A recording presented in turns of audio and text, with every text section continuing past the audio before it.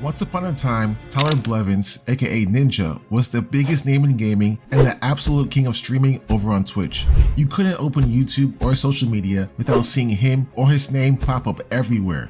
Imagine being a household name on the level of an A-list celebrity like Zendaya or LeBron James. You're not an A-lister for being a popular athlete or a movie star, no, but for playing video games. I know, it seems normal now, however back in 2018, it was almost unthinkable. But Ninja was the first to do it. In March 2018, Ninja became the first streamer to surpass 3 million followers.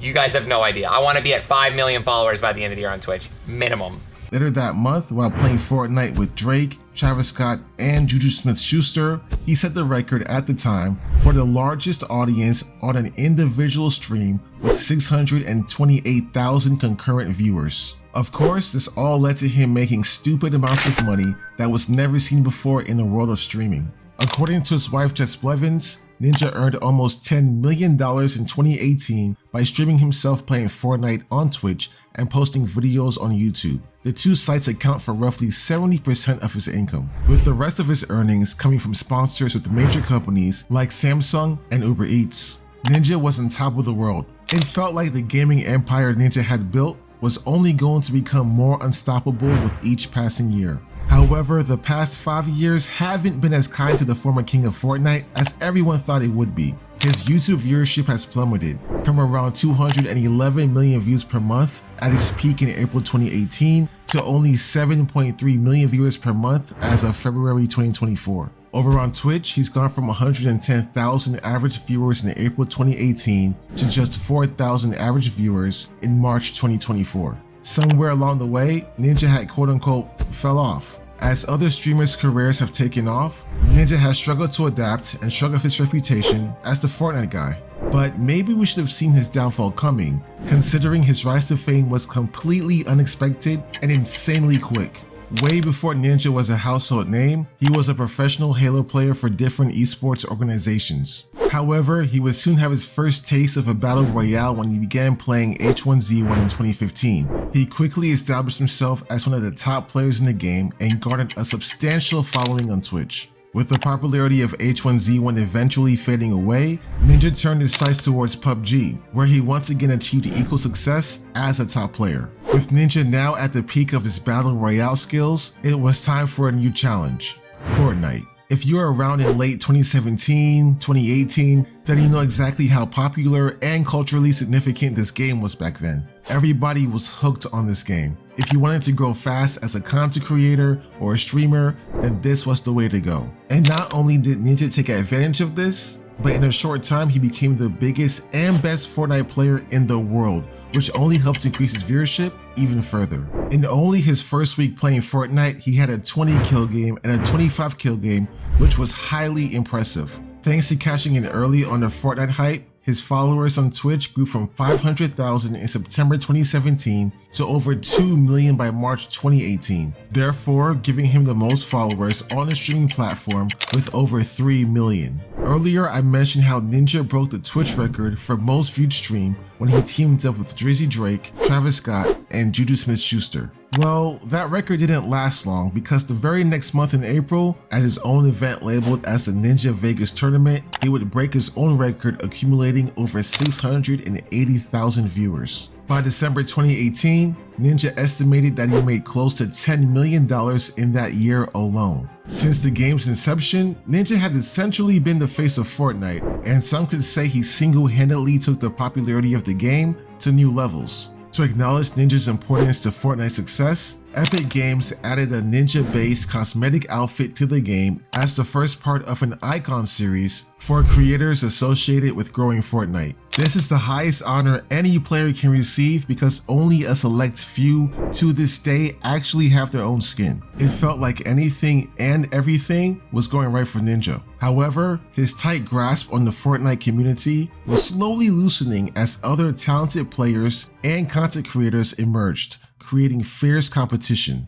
For the first time since becoming the king of Fortnite, Ninja had to fight to stay on top. Unfortunately, no matter how hard he tried to stay atop the summit, more competition ultimately hurt his overall viewership. He had to compete with the likes of Dr. Disrespect, Fresh, and Tfue, who in mid-2019 would surpass Ninja and become the most watched Fortnite streamer in the world. Sadly, stiff competition was not the only factor that contributed to his downfall. Perhaps the biggest reason for his fall from grace is his lack of authenticity. He's been accused in the past of playing a fake persona in order to be more family friendly and appear to a wider audience. Back before Ninja became Ninja, he was always true to himself, whether it was raging, cussing, or speaking his mind. However, after blowing up, his personality on stream completely shifted. I get it. He was famous now and needed to be more careful about his actions and words. The downside about that is the people who are watching him from day one when he was just a small streamer began to feel like Ninja was a sellout. As a result, it felt like Ninja was turning his back on his real supporters who loved him for who he was. He wanted to be loved and adored by everyone, which is impossible because people love to hate. Just look at Mr. Beast. He's probably the most unproblematic person on the planet, and yet he receives his fair share of criticism every time he uploads a video doing something nice for someone. Speaking of criticism, Ninja was terrified of it. Whenever he was asked a question about anything outside of Fortnite, he always played it safe by giving politically correct answers just to avoid being criticized. That made him look weak in the eyes of his audience and only created more disconnects between them. It was obvious he was more concerned with sponsorships and building his brand. However, after his peak run on Twitch, the cracks in Ninja's armor began to form, and it was only a matter of time before the real Ninja became exposed. In August 2018, Ninja made some head-scratching remarks about his decision to not play with female streamers at all. Not say girls are garbage. I was referring to the drama and the stupid YouTube videos that would be created because of the playing. Listen, I'm gonna be honest. I'm gonna give you guys a little bit of a life lesson, man. On what would happen. I play with another girl streamer, right? A joke would be made, a giggle would happen, right? And then this is the YouTube video. Ready? Ninja flirting with so-and-so and Jay Ghosty angry? His explanation led to many people calling him out as they felt he was being sexist and preventing females from moving up in the world of streaming. Personally, I felt all the backlash he received was a bit overdramatic, especially when you look at streaming today and the many female streamers who are doing well for themselves. Ninja was also facing backlash for unfairly reporting and banning players he didn't like. Many people believed Ninja was abusing his power and knew that Epic Games would do anything to keep their biggest star happy. In November 2018, Ninja received criticism for falsely reporting on another Fortnite player named Icy5 for stream sniping. If you don't know what stream sniping is, it's when a viewer purposely joins a streamer's in-game lobby or ends up in their game by chance and uses that opportunity to actively hunt down the streamer in the game or simply prevent them from completing a certain task. Anyway, after Ninja was eliminated by Icy5, Ninja's teammate Dr. Lupo told Ninja to watch for an emote, which Icy5 did perform. For some reason, Ninja took this as proof that Icy5 was stream sniping and quickly reported him. After reporting Icy5, Ninja stated that he would go out of his way to ensure Icy5 got banned and told Icy5 that he would not report him to Epic if he left the game immediately, which was obviously a lie and a messed up thing to do. Since Icy5 actually was not stream sniping, he never heard what Ninja said and therefore didn't leave. Icy5 later explained what really happened in a video titled, "Ninja reports me for stream sniping. Insane." Ninja would later issue an apology, but no one believed it was sincere, especially when it read like this: "Epic will never ban people for no reason, even if I say anything. You assuming they do is naive. Stop playing the victim. You aren't getting banned. I am sorry. Stop milking it." It was just another case of horrible YouTuber apology 101. This was a really bad look for Ninja, and now his squeaky clean image had taken a hit. It began to feel like every time Ninja had suffered defeat in the game, he would blame anyone but himself and throw a fit, which only annoyed his haters even more.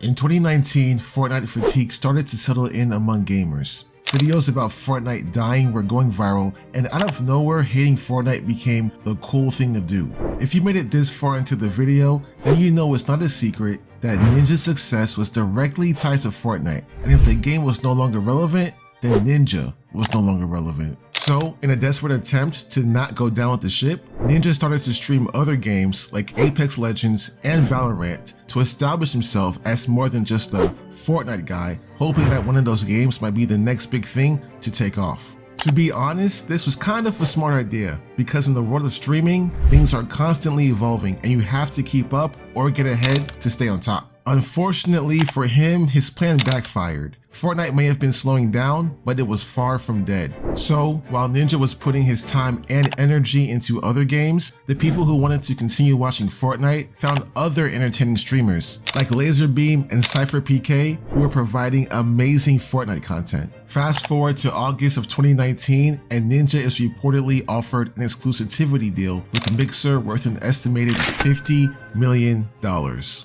I know this may come as a shock to many of you, but as of today, I will be streaming exclusively on Mixer. You may have heard of XQC and other streamers like Aiden Ross in recent years signing $100 million contracts, but back in 2019, this was unheard of. You see, Mixer was a newer streaming platform owned by Microsoft. At the time, they were looking for big names to help them grow, but Mixer never got nearly as popular as Twitch. It didn't help that Ninja was struggling to pull in viewers on Mixer, as he was only averaging 8,500 concurrent viewers per stream, which was way less than the 40,000 average viewers he was used to on Twitch. Surprisingly, just 11 months later in July 2020, Mixer shut down and Ninja returned to Twitch. Awkward. Over on YouTube, things were pretty rough also. Earlier, I mentioned how he went from around 211 million views per month at his peak in April 2018 to only 7.3 million views per month in February 2024. A huge reason for that was the lack of effort he was putting into his YouTube channel. Most of his titles were uninteresting and his thumbnails, well, looked uninspired. Both statements still hold true to this day. Just look at a recent video thumbnail from Ninja. Okay, now compare that with this thumbnail from another Fortnite YouTuber, Laserbeam. Which one looks like the more interesting video to click on?